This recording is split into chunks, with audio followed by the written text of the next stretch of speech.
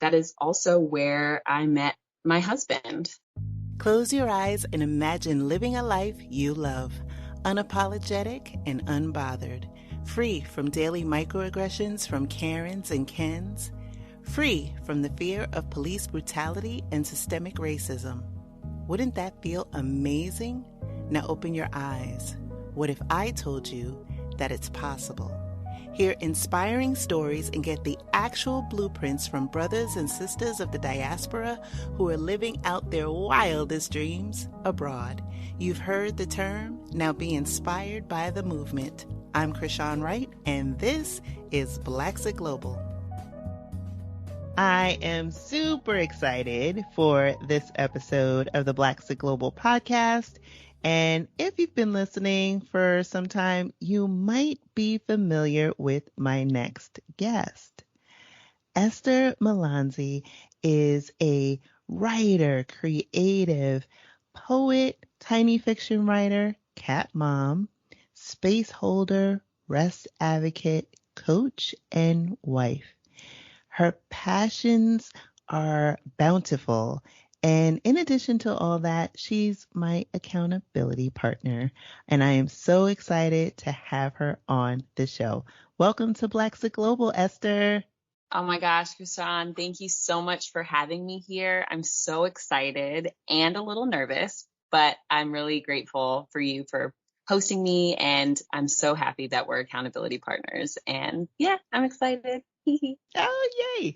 And what I did leave out was that you are joining from Bali, Indonesia, which it makes our accountability partnership even that much more fun since we have a 13-hour time difference. Yeah. So you're going to hear some roosters probably as we're chatting and probably little kids running around because of the neighborhood that I live in. But that's just part of the texture. Yes, yes, yes. And I can't wait to one day go when it reopens. I'm excited about this conversation, particularly because while we have been accountability partners for a few months, this is really our first real opportunity to dive into your backstory. I know you grew up in North Carolina. Now you're in Bali, as I mentioned. Were you guys a traveling family? I just want to know a little bit about what it was like growing up. Yeah, so my story actually begins before North Carolina. I grew up in North Carolina, and that's where I was raised.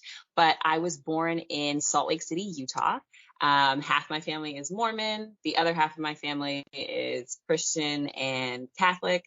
Yeah, I was born in Utah, and then my mom got remarried, and my stepdad, he took us to Virginia and DC and North Carolina because he was a Marine. And we settled in North Carolina when I was about 5 years old. So I lived in a bunch of places before I even started kindergarten. And then as I was growing up, I learned about my grandparents, and they were all educators and they all lived abroad. They did their Fulbrights in places like Nigeria. They lived in Yemen, France, Egypt. And actually that is where my mom and my stepdad met. They were high school sweethearts in Egypt. And then because back in the 80s, they didn't have the technology that we do. So we're talking, you're in America and I'm in Indonesia. They didn't have that technology and that access. So they ended up breaking up while they were in high school. And my mom got married to my biological father, who's South African. And then they were married for about 3 years before my mom got remarried to my stepdad, who they were third culture kids. They lived abroad. And so growing up was super interesting because they were always sharing their experiences through the lens of someone who's grown up somewhere else outside of America. So even though both of my parents were American, we grew up with this really big sense of culture and awareness about, other things that were going on around the world. And then through the lens from my grandparents, we learned about, international education. So they were huge influences on me. And it's part of the reason why I became an international educator.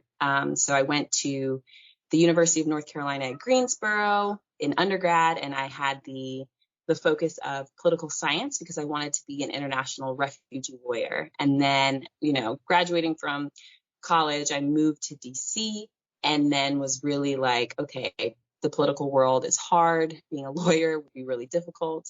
The politics were really trying, but I knew I still wanted to be abroad and I still wanted to make an impact. So I went back to school. I went to Florida State for my master's in international education development. And that's when I applied to do the Peace Corps. And I actually got it, which was really exciting and really big, but they put a medical hold on me. And so I wasn't able to go with my class. And so then one of my professors shared with me that I could apply for a Fulbright. And I'd heard that term before, and I didn't realize it was because my grandparents had all done one. And so when my professor shared that with me, I was like, okay, this is really awesome because you get to go, you can kind of choose where you want to go. Whereas the Peace Corps, they send you to a place. You can ask for a preference, but a lot of times they don't necessarily let you know where you're going until the last minute. Whereas with Fulbright, I was able to specifically ask to go to South Africa so I could learn more about my heritage because I didn't grow up knowing my biological father. So I got accepted, and in 2013 is when I got accepted, and I met my cohort of 10 amazing individuals, and we all moved there in 2014, and that was my first lived abroad experience. And I lived there for 10 months in this incredible house in Vereeniging, South Africa, which is about 40 minutes south of Johannesburg. My Fulbright was about 10 months. While I was there, half the time I was working, doing leadership and literacy workshops at a local FET college, which is kind of like the equivalent of a community college for us in America.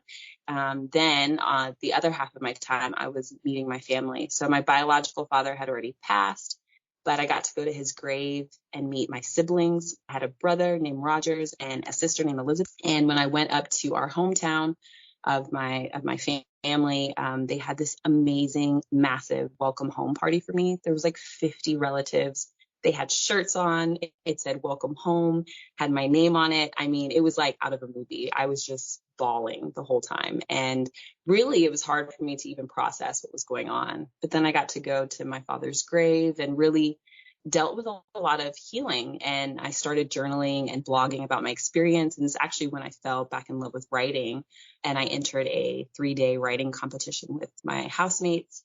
I really started writing about my story, and I really started writing using magical realism, which is the genre that I love the most. My Fulbright is coming to a close at the end of the 10 months. And I'm like, there's no way I can go back to America. I mean, the way that I started to see things differently and started to appreciate different ways of thinking and different ways of living. And I was not ready to go back. So I started looking for jobs in other places. And my sister had just finished her Teach for America program in Hawaii and was also looking to move abroad. So she got a position in Thailand.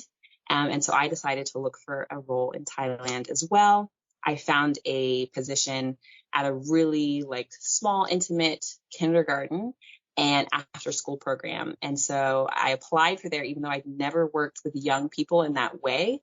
I was a nanny for a brief stint in New York before I moved to South Africa for my baby cousin, but that was the extent of my early childhood care and education. So, but I went for it because I really loved their ethos, and I really was looking forward to being in the same continent as my sister, Zuri.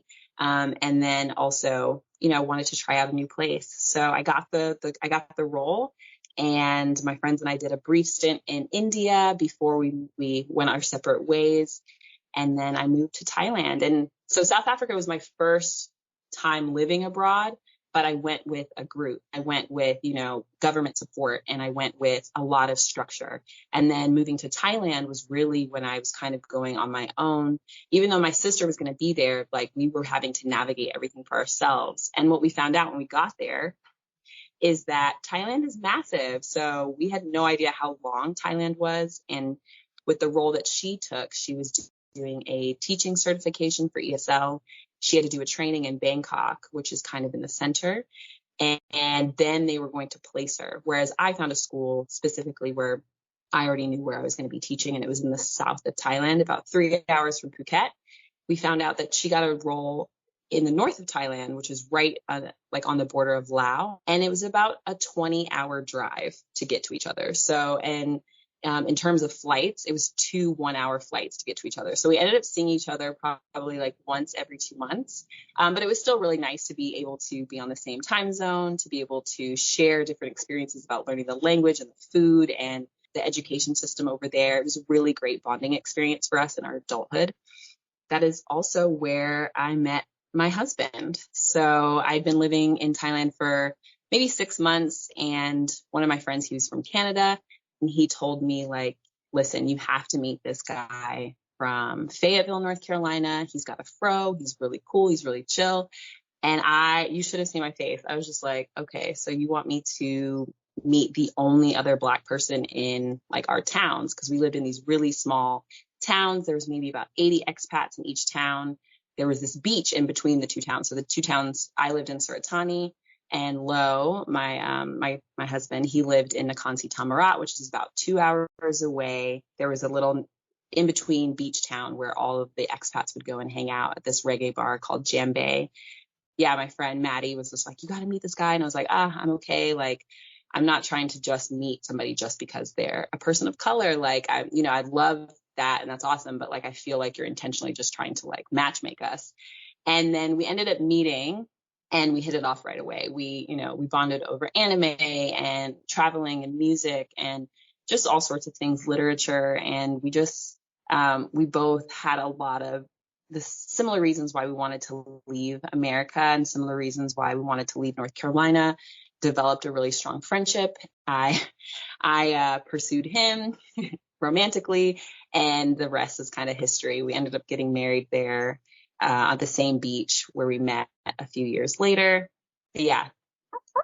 No, I'm loving the story arc. I mean, everything from you exploring and getting to know and reconnect with your family members in South Africa, and what a revelation and the emotional toll and journey that was, and being able to get some level of resolution with your father's passing and reconnecting with your family members, to going to Thailand and going with your sister, but then having 20 hours in between, but yet you still found a way to bridge the gap, bridge the divide, stay connected to each other, have and develop a sense of community, which ultimately led you to your husband, which I think is such a romantic story. Because at least for me, when I hear, your story, it is one where you clearly have blazed your own trail from the beginning. Each step along the path has led you to the right next move. Maybe it wasn't intentional, but as the story unfolds and comes together, you are right where you are meant to be. So that I just love hearing that part of the journey. I love the way that you phrase that and put it back about the different steps, maybe not always being intentional or not always knowing where I was going to end up. But it's funny, when I was looking for a job in South Africa, before I got my job in Thailand, one of the things I did was I applied for this grant, or this kind of like retreat, I guess, this memoir writing retreat in Bali, from this guy, Mastin Kip. I don't know if you ever followed him, but he used to send out these emails called The Daily Love. And I used to follow them all the time. And he was, hosting this writing retreat in Bali. I wrote this like whole thing about, like my story and why I would want to come to Bali, where I live now, to write. And it was funny because I came across that email a couple months ago, and I was like, whoa, I'm actually doing this thing that I wanted to do. And I gotten accepted into the program, but I just, at the time, I couldn't afford the investment. Now I'm living in like the jungle in a house, and I'm a full-time writer and writing coach. And I'm like, this is so cool. Like, how full circle that is. Yes, yes, yes, yes, yes to all of it. I mean, what for you is we keep coming back to writing and the power of writing and the power of writing your story. And that's everything from journaling exercises to, what you've done at times, with me, and, creative prompts. Can you talk a little bit about that and how powerful it is? As I know you're a writing coach, so talk a little bit about the power of storytelling and why it's important, because I want people who are listening to this conversation to understand that their story is being written even as they think about where they're going to move, or even if they've made that move, like everything builds on something else. So can you talk a little bit about that? Yeah, of course. I think there's just something super magical about pen to paper, especially when it comes to understanding yourself. And we all have, these inner critics in our lives that, tell us not to do things, or really like kind of put obstacles in our way because they're really fear-based. But I find that when we're journaling and when we are just being really honest with ourselves, and we're allowing ourselves to show up in a way that just lets us really express how we're feeling, even if it's a little bit more dark, it's coming back to that allows you to really see patterns and to learn about yourself and to kind of cultivate different habits. So I found The Artist Way is a book I listened to when I was living in Thailand. I would walk to work every morning, and it was maybe like a 15-minute walk. And so on the walk, I would listen to the story by this woman, Julia Cameron, and she talked so much about morning pages. When I was living in South Africa the year before, I was writing, and it was just very, I would say, like eye-opening and grief-driven, and like a lot of forgiveness and healing. But it was very sporadic. There was not like a lot of intention behind it besides sharing with my family members back home. And then in Thailand, it started to elevate and become more of this, like, I can actually really use like the jumbled thoughts in my head as a roadmap to understanding myself. And so I started a morning pages practice, which is, as soon as you wake up in the morning, maybe you make a cup of coffee, or maybe you meditate quickly, but she suggests that you really just like write down everything that's in your head, not censoring, not editing yourself, and letting it all just be on the page. And that it's just like this way of getting out the noise. And so usually in the morning when you wake up, you're like, oh, I have all these things to do. And like maybe the dread or the anxiety starts to set in. But when you write it down on paper, a lot of times it takes away the edge. It makes it less big. And then the second part of morning pages is you're meant to not actually read them for 2 weeks. And that's because it gives you space from it. So when you go back to read it, you actually don't feel the same attachment to your words or your emotions or experiences. You can just learn from what you wrote down, especially because you're not censoring or editing yourself. And a lot of times, because of what we've been conditioned to by either our peers or educators or what we've seen in the media, a lot of times we're not actually allowing ourselves to be honest with ourselves on the page, because we think that we need to be super positive in order to get through something. So sometimes instead of just sharing like that you're going through something pretty crappy, you're just like, oh, well, this happened, but I'm okay, or I'm going to get through it, which is fine and great, but you're not allowing yourself to really release what's in there. And so that it finds a place somewhere. It starts to fester, or it starts to become burnout or stress or physical ailments, because you're not allowing it to be released in a natural way. So that was a really tremendous shift for me. And I started doing on my walks. I wasn't actually ready to write every day. For some reason, I had a lot of hesitation around that and resistance. So what I did is I voice recorded myself on my walks, 15 minutes. I would just talk to myself, not edit myself, not censor myself. And then 2 weeks later, I'd listen to it and I'd start jotting down things that I noticed, or maybe like my intuition was telling me something, and I would be able to see like, oh, wow, my intuition told me that and it actually happened. Or I'd be able to see, I feel this kind of way every time I'm around this specific person. And I wouldn't have noticed it if I hadn't started to listen back or start to read back on my own thoughts. And so then that transformed a bit. And I met a woman who I lived with and worked with. Her name was Christine. And we talked about the culture of connection as an expat. And for us in the town, everyone who was connecting was mostly connecting by going to the bars or getting drunk or, smoking, or there wasn't a lot of growth that was happening. There wasn't a lot of depth that was happening. And we really both talked about stories that we wanted to tell and like different creative pursuits that we had. So we decided to start meeting weekly to kind of cultivate that space for ourselves. And we called it the Warrior Writers. And we invited other people, but for the most part, it just started out with just the two of us. And we met each week, and we started out with a couple prompts and creating things for ourselves, and then eventually became pretty big. And we had a group of people who came every week. And then eventually we ended up doing 3 different writing retreats over the next couple of years, mostly for teachers. And it was just about, sharing your story, but then also the art of fiction and how fiction can actually help you relate to your life in a different way as well, because you can do different things. You can replay different scenes and see what would have happened if I had made this choice.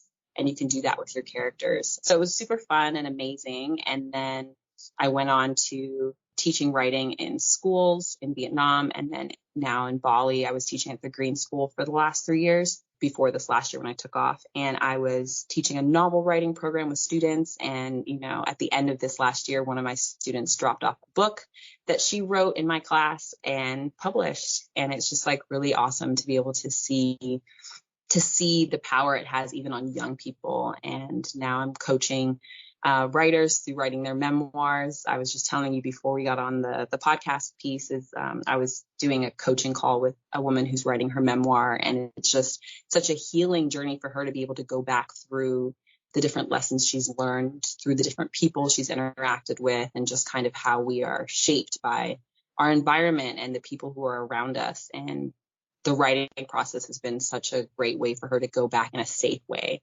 to release that. That is so powerful. You talked about like going on your walks and doing the record, and I love the exercise that you really spelled out, because it is an actionable and tangible tool that anyone can utilize to clear their mind, clear the space, and get distance from the things that are in our head. Because as human beings, a lot of suffering comes from attachment. How has Bali enabled you to really flourish? Because you talked a little bit about, the environment and being able to like unlock the writing. Do you find that just being in Bali, the sounds, the smells helps, or tell me more a little bit about that? Ooh, girl, Bali has brought me on its own journey. So it's interesting, when I first got to Bali, my husband and I weren't really in love with it the way everyone else was, because I think where we lived in Thailand, it was much more remote. There weren't as many foreigners. And so we just felt like we were really getting to experience Thailand in an authentic way. And when we got to Bali, we were super excited because we only really knew about it because of the Green School. And I'd heard about the Green School when I was in grad school, and it's a school for sustainability. So we were really excited mostly for the school. And so when we got here, we were really shocked by how much the tourism industry impacts the livelihood of the people here in Bali. And it was a little disconcerting for us at first. So it took us a while to, I feel like, really fall in love, because we really wanted to embrace the community of teachers we were working with. So we lived in Ubud first, and then we lived down in Canggu. Ubud is more of like the cultural center, closer to the jungles. Canggu is more of like the beachy areas. You've got a lot of surfers. There's some partying. So we lived in both areas to kind of get to know like the different people in our community, to kind of figure out where is the best place for us, because both of them are about 30 minutes from the school. And it wasn't until our second year when we decided neither of those places were actually for us. And we moved to a local neighborhood where there's not really that many foreigners at all. And we're about 10 minutes from the school. We can bicycle to a rice field, which I've done. I think you've seen on my lives. I've done a couple of showings of that. We're about 30 minutes from the beach where I go kayaking. And I'm about 10 minutes from a local ashram where I practice yoga with a woman from Bali. I find that my needs for things are less now that I'm living in this area, and my ability to just allow myself to kind of luxuriate in sounds and senses is definitely heightened. When I was living down in Canggu, I feel there's ads everywhere in English, and there's name brand things everywhere. And it kind of puts you in this state of need and this state of, okay, well, what don't I have, or how can I look like this? Whereas here, I don't see any of that. I'm looking at palm trees and ylang ylang trees and the garden and the rice field. And it's just the sensory overload isn't there the way it is, at least the unnatural sensory overload. Whereas like my senses are overloaded here, but in a really calming and natural way. That's beautiful, because it's funny, as I'm listening to you talk, I feel the same way, I guess, in some respects. When I think about going abroad and being in a community, I have an automatic aversion to being around like expats. And what I hear from you is that you thrive and crave, I guess is probably the better word, authentic connection. And not that you can't have authentic connection with expats. That's not what I'm suggesting. But being able to be around the locals seems to be, a better fit, especially given all of the travel that you've done leading up to this.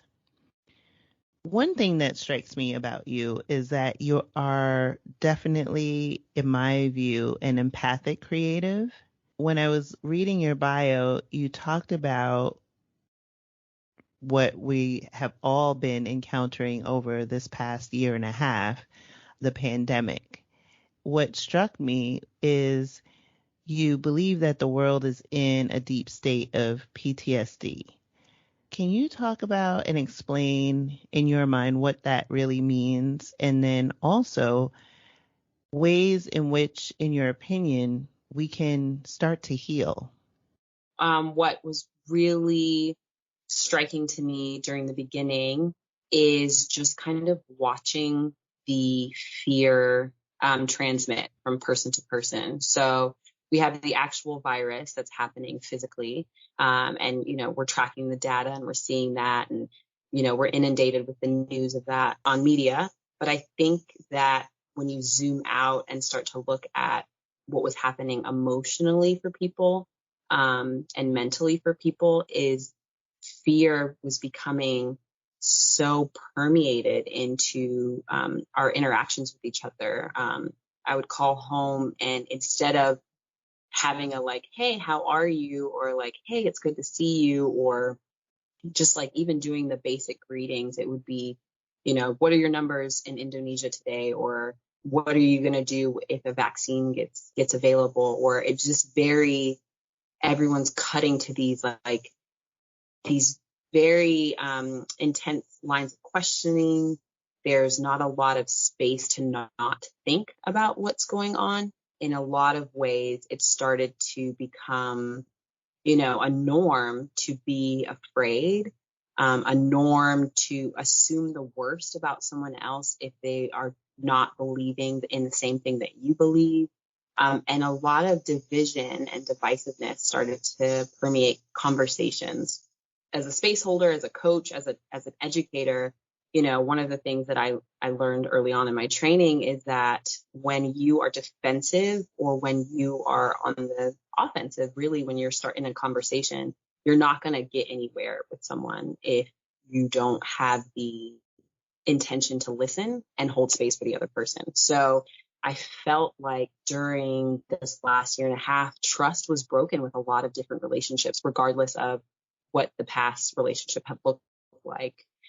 As human beings, we are community oriented beings. Like, as much as I love isolation and my rest and things like that, like connection and communication and community are things that, they help us to thrive. And we are not individuals. We are not able to survive without each other. And so I think that this has been a really intense time for a lot of people, because it's isolated people not only physically but also emotionally and mentally, and there's been a lot of hatred that's been building up. I think that one of the things that's really important is to turn off social media and not look at it all the time, because we used to be in a way where you would find out the news, but it wasn't constantly coming at you. And so you had time to process. You also had time to step away from it and release it.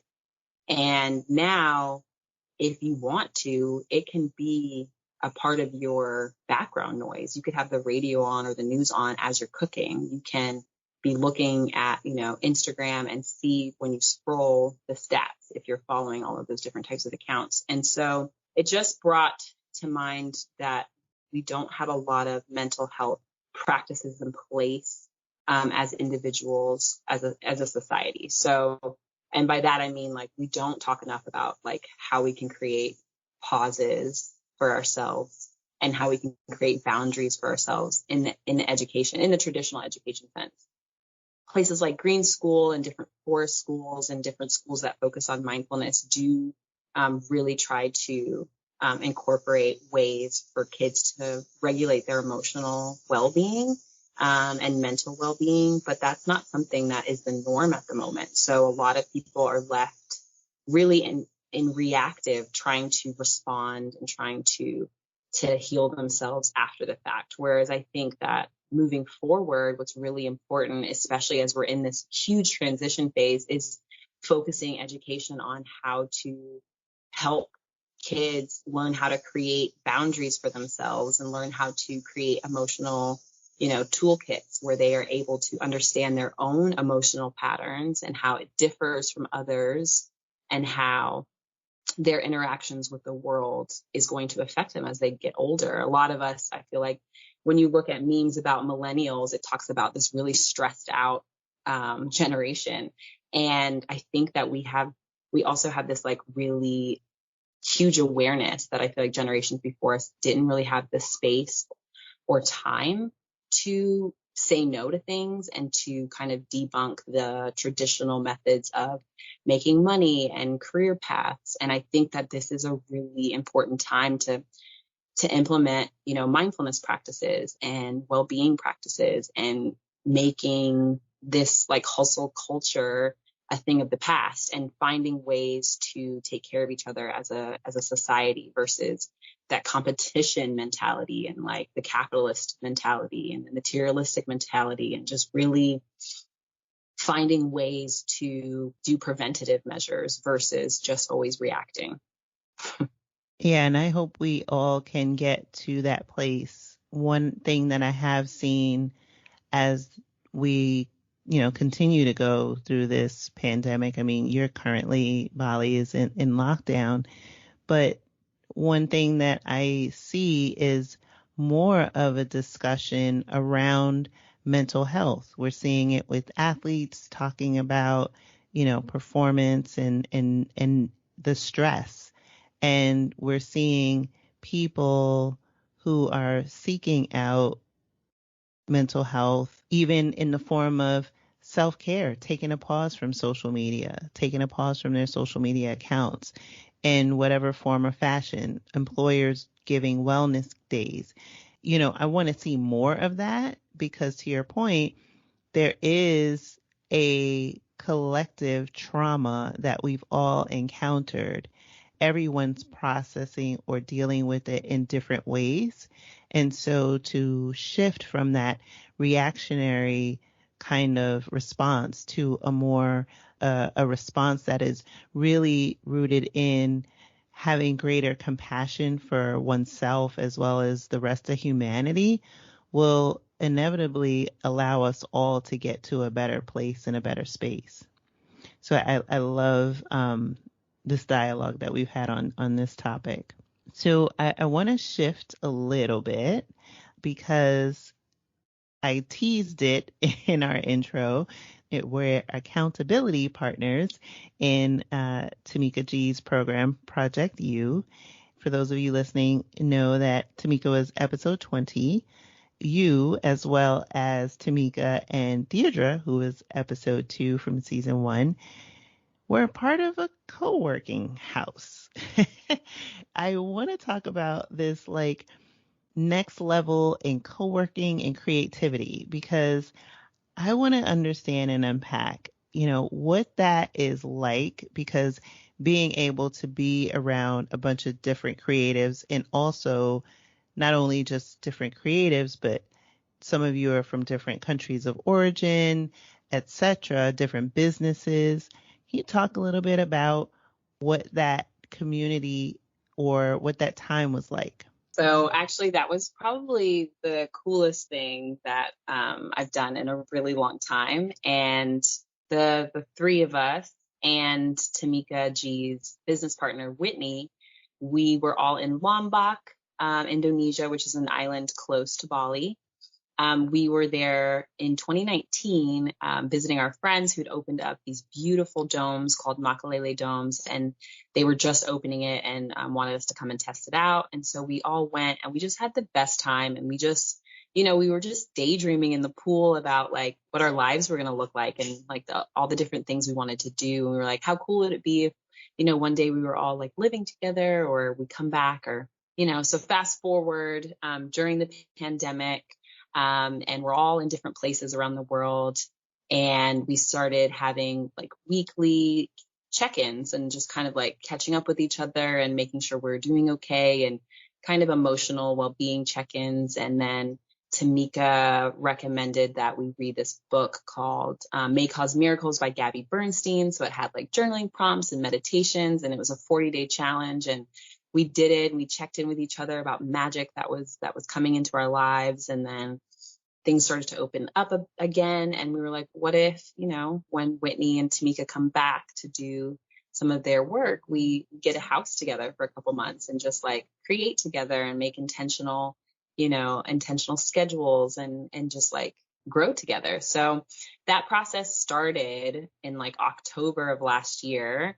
And then it just kind of continued to grow and to mold and shift and shape into what we had was the Coworking House. So in May and June of this last year, we lived together down by the beach. We were 6 minutes from the ocean. So we would do daily walks, either at sunrise or sunset. We had a meal prep person. So we would send our meal plans that were mostly created by Tamika G and Whitney G from their Whole Experience Project U. And we would send this to the lady. I mean, she pretty much started a business from after working with us. And so she would send the meals a few days later, all cooked and fresh ingredients and really healthy and nutritious and yummy. The fridge and freezer situation was hilarious, trying to figure out whose meals was what. But that was super nice to just take away that decision-making fatigue when it comes to food. I didn't realize for me growing up, when my mom, she was working multiple jobs and we, weren't always sure what we were going to be eating. And like, so I kind of took that trauma into adulthood, and I didn't really realize it until I had all my food for me for the whole week and I didn't have to think about it, and making the decision or thinking about, where it was coming from, which just, I didn't realize how nice that was. So my husband and I currently still follow that meal plan and have our meals prepped, and they come in on Sunday and we have it for the whole week. So that's amazing. And then we would do intention setting meetings once a week where we would set our goals. We would have our personal goals that we wanted to achieve, like around self-care and personal development.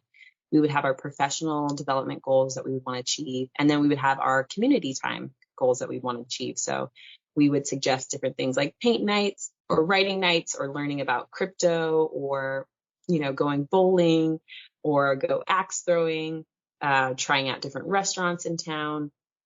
And we just really enjoyed creating together and learning together. And, Tamika taught me and Deidre how to flat twist our hair in a really short amount of time, which was really fun. And we called that time together deconditioning with the aunties. So it's like, you're deconditioning the hair, but you're also we're deconditioning, maybe some, limited beliefs that we'd had. And we were able to do that because we were mirrors for each other. When you're living in close proximity with people, it's a lot easier to see, where they're holding themselves back, or maybe they're not showing up for themselves and in their self-worth. And we had all created such a safe space that we could approach each other with those things and share and be like, hey, you said this was your intention, but I see you not showing up in this way. And what can we do to support you? And so it was super supportive. It was super nourishing. It was a little bit manic though, because we were all entrepreneurs and we all had like so many ideas and we're all so creative. So there was a couple times where when my husband would come he would be like, okay, we'd have like a little bowl with little like challenges. So if anybody was talking about work past the time that we had designated, you have to pull out the challenge and, jump in the pool or do push-ups. And we were trying to kind of give ourselves like these boundaries, which sometimes we blurred and sometimes we didn't. So it was just really fun to be in that space with them. And even I've been home now for a couple of weeks, and I definitely took the first week to just really release, get back into kind of like a sustainable flow, to rest and to reflect. And then this last week is just like all of the seeds that were, planted during that time together are just coming to fruition. And, my mind maps all over the house are just next level. So I think it was like a boost in creativity, a boost in self-worth, a boost in community during a time where a lot of people are really isolated. And it was really a nourishing experience. It sounds amazing, and I definitely enjoyed watching all the reels from from afar. But it also, for me to hear, what it was like is just to talk about the power of collective creativity, right? And just being in different, entrepreneurial spaces, but having that ability to help one another thrive and expand really in different ways sounds just delightful. So I'm so glad you shared that with us, and also really just got a chance to kind of see what is up ahead. Speaking of like what's up ahead, what's up ahead for you? Because I when we got on to our conversation, I was talking to you about a recent post that you shared. So you want to talk a little bit about that and something that you have for our listeners? I'm a writer, as you shared in my bio at the beginning, but I'm also a writing coach. And so I really I took a year off of teaching. I took a sabbatical. I'm doing air quotes because I was really burnt out and I really needed some time to decompress. In that time off, I developed a writing coaching business, and it's become really, really beautiful, and it's been growing really organically, which has been really nice. And so I have a Unlocking Creativity creative writing membership. So we meet weekly to do creative writing together, and then monthly I lead a masterclass that really helps to refine, revise, expand stories that the creatives and the writers create throughout the month. So that's something I have, and our next intake of members is happening over the next couple of weeks. So we'll start back up in August. That is one big thing. And then I'm also, when I got back, one of the things that I did was I mind mapped 3 different courses that I'm going to be putting out. And I wrote out 54 lessons, and it just it came easily. So there's going to be a memoir writing course. There's going to be a tiny fiction or tiny universes course where it talks about the art of short stories and the art of flash fiction, which is super fun. And then the one I think is my really close to my heart is the healing through journaling course, which will look at how you grow through grief and gratitude. So those things are coming out in September. I also do coaching. I do one-on-one coaching in both education. So I coach educational leaders and teachers. And then I also do writing coaching. So I've been coaching a graphic novelist and a memoirist and a short story writer. And then I also do a little bit of intuitive coaching. So that's more of like life coaching where we work on like mindset, inner critic. And we use a lot of the same tools that I use with my educators and my writers, because, kind of creating a sustainable practice of mindfulness and mindset is actually it's really important. It's really near and dear to my heart as well. But that is closed off until October because I'm at capacity, which is amazing and crazy. And I never thought that would happen. So that's really cool. And I'm really grateful for that. And then I have a 28-day writing challenge that people can take if they're interested. And that's just creative writing prompts come to your email each day. For all the listeners, I have a really awesome daily reflection tool for you to use. Maybe you're not a journaler yet, and you kind of need some prompts.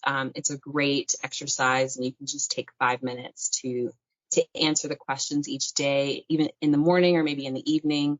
There's even a playlist that goes along with it, so you can listen to some soothing music. And yeah, that's what's going on for me. Oh, I'm also writing 3 books at the moment, 2 fiction novels, one's magical realism, one is historical fiction. And then I'm writing a nonfiction book. I'm actually focusing on the nonfiction book at the moment, and it is looking at the cycles of cultivating creativity. Oh my goodness. I am so excited for all of the things that not only are coming down the pike for people who are interested in partaking in your courses, and I know I will be signing up, but also all of the blessings that come along with that and come your way. For you to have like a full calendar to be at capacity, I love that for you. And I'm so excited, especially like you said, you took that year sabbatical and like everything, right, was open and available to what would come up. And all of the things that you shared that have happened in the time since is just, for me at least, really remarkable and so beautiful to see it unfold for you. In closing, Esther, I want to ask, what along this journey thus far has been your biggest triumph and your biggest challenge? Ooh, great question. I would say that my biggest triumph is actually learning how to set boundaries. I'm a recovering people pleaser, and I'm a recovering hustler for validation. And I would say in the last few years, I have really learned how to say no. I've learned how to energetically budget my time and money. And that has been something that I don't think I could ever have imagined for myself in my younger version of myself. So I'm really grateful for that new superpower. I would say the biggest challenge is honestly being away from my siblings and my baby cousin. I am able to talk to them weekly, which is amazing. But for me, missing out on some of the big experiences because I'm abroad and it's harder to get home all the time is definitely something that I still work through and will probably work through the rest of my time abroad. Wow. I know that, no matter how much technology we have at our fingertips, there's nothing like that personal connection. So I'm hoping that, things will start to ease and that you guys can bridge the physical distance very soon. Esther, where can people find you? People can find me at estyubuntu.com, ESTYUBUNTU.com. And that's also my Instagram handle. I am usually pretty active on my Instagram. I've actually taken the last 2 weeks off, so you won't see anything in my stories until next week. But I have some links in my bio and on my website. There's access to the membership, the writing challenge, the daily reflection tool. I'm pretty approachable, so if you message me in my DMs or email, I will definitely respond. Fantastic. So I hope everyone that's listening got all that. But if you didn't, I'll be sure to link those in the show notes for this episode. So Esther, thank you so much for being a guest and sharing your remarkable story on the Blaxit Global podcast. I love getting to know you. I can spend countless hours listening to not only the sound of your voice, but you are an amazing storyteller. And so I am very honored to have you on the show. Thank you so much, Krishan. I think that your voice is just as incredible. I know whenever I listen to your podcast, I feel so soothed and so held. So I'm so grateful that you've created a space for people to, see that there's other ways of being and other ways of living. And so I'm so grateful for the work that you do. Thank you. Thank you for listening to the Blaxit Global Podcast. For more information on today's episode, be sure to visit our website at blaxitglobal.com. It's not only possible to live out your dreams unbothered and in full color, it is your birthright. All Are you trying to sort out health plans, banking, VPN, and other connectivity for your move abroad? Well, have no fear, we've got you with the Move Abroad Starter Kit. Get yours today at blaxitglobal.com/resources. That's blaxitglobal.com/resources.